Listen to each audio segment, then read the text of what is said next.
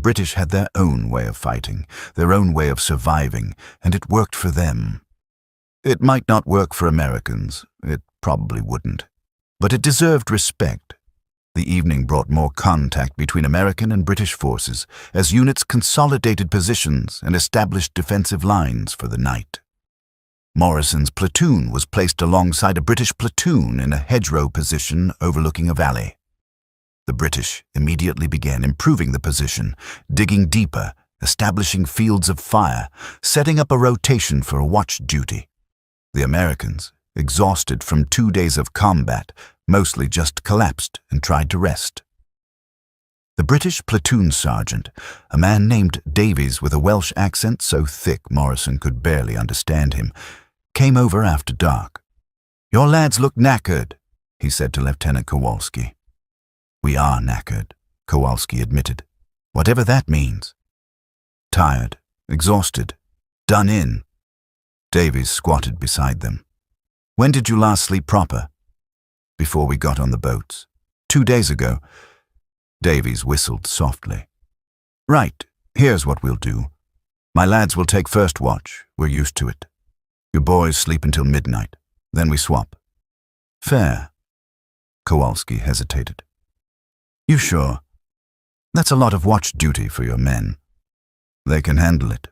Besides, you're no good to anyone if you're falling asleep on watch."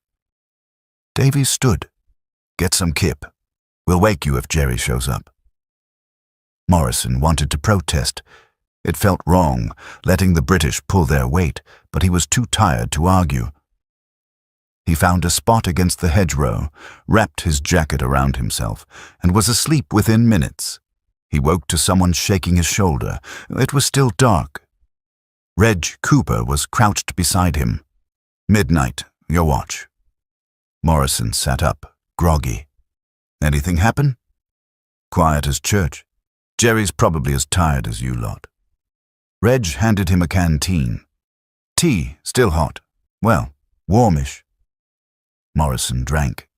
The tea was sweet this time, with condensed milk. It cut through the fog in his head. "Thanks. No worries. Your mate's on. Watch at that gap there." Reg pointed to Hayes's position. "We've got the left flank covered. Anything moves in that valley, we'll see it."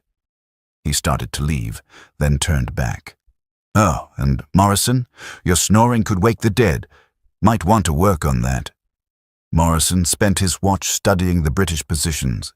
Even in darkness, even with half the platoon asleep, they maintained discipline.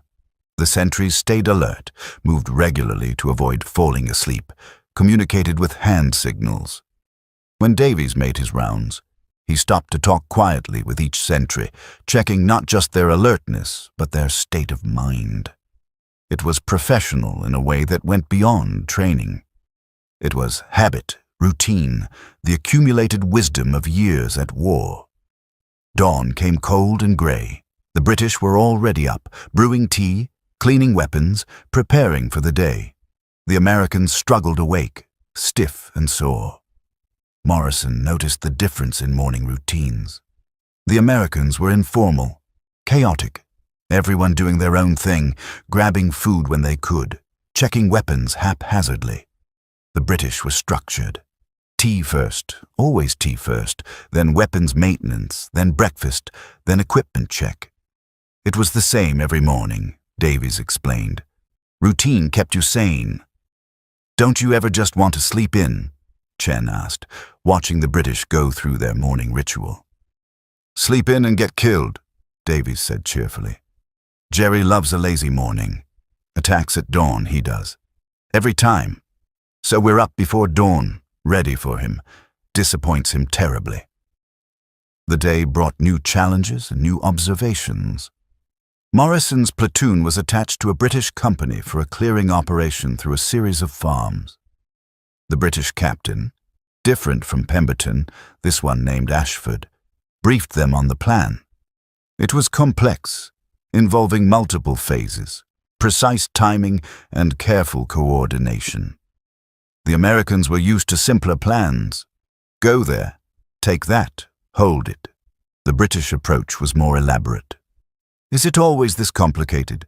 Kowalski asked. This is simple, Ashford said. You should see a proper set-piece attack. Pages of orders, dozens of units, artillery timetables down to the minute. He saw Kowalski's expression. Don't worry. You'll get used to it. Or you'll develop your own style. Americans usually do. The operation began at 800 hours. The British moved through the farms with methodical precision, clearing each building, checking each field, moving in bounds. The Americans, assigned to the right flank, tried to match the pace but kept wanting to move faster. Morrison found himself constantly having to slow his squad down, match the British rhythm. Why are we going so slow? Hayes complained. We could be done by now. Because they want to be alive when they're done, Morrison said. Watch them, they don't take chances. It was true. The British assumed every building was defended, every hedgerow held in an ambush, every gate was booby-trapped. They checked everything, cleared everything, secured everything before moving on. It was slow, but by the time they'd cleared the farms, they'd found 3 German positions that would have caught a faster-moving force by surprise. During a break, Morrison talked with a British lieutenant named Thornton, a young officer who'd been at Dunkirk as a private and worked his way up through the ranks. How do you stay patient? Morrison asked. How do you move this slow without going crazy? Thornton smiled. It's not slow to us. It's thorough. There's a difference. He lit a cigarette. In 1940, we moved fast, tried to match the Germans' pace, got our arses handed to us at Dunkirk. After that, we learned. You can't out-German the Germans at Blitzkrieg, but you can be more careful, more methodical, more professional. That's our advantage now. Doesn't it frustrate you, being so careful? Frustration gets you killed, Thornton said. Patience keeps you alive. We've lost enough men learning that lesson. I'd rather you chaps learned it from watching us than from your own casualties. Morrison thought about Omaha Beach, about the men who'd rushed forward and been cut down, about the chaos and confusion. Maybe you're right. Of course I'm right. I'm British. We're always right. Thornton grinned. That's a joke, by the way. We're not always right, but we've been doing this longer than you, so we've made more mistakes and learned more lessons. Take what works for you, ignore the rest. By mid-afternoon, the farms were cleared. The British had captured 12 German soldiers without losing a single man. The Americans had learned something about patience, about thoroughness, about the British way of war. It wasn't exciting, it wasn't glorious, but it worked.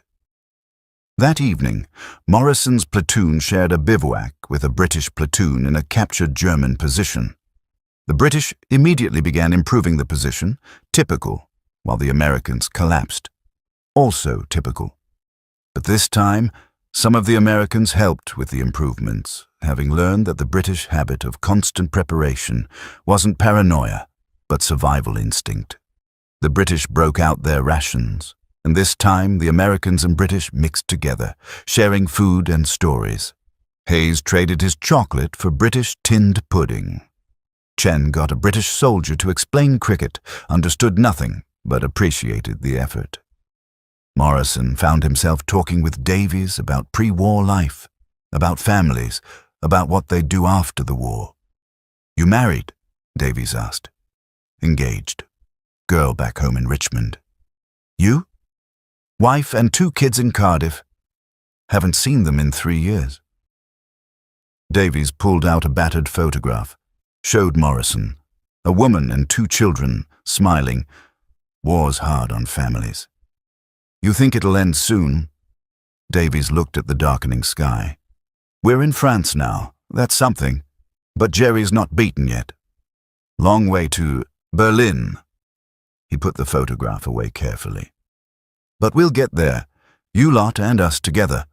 We're good at different things, but together, we're strong.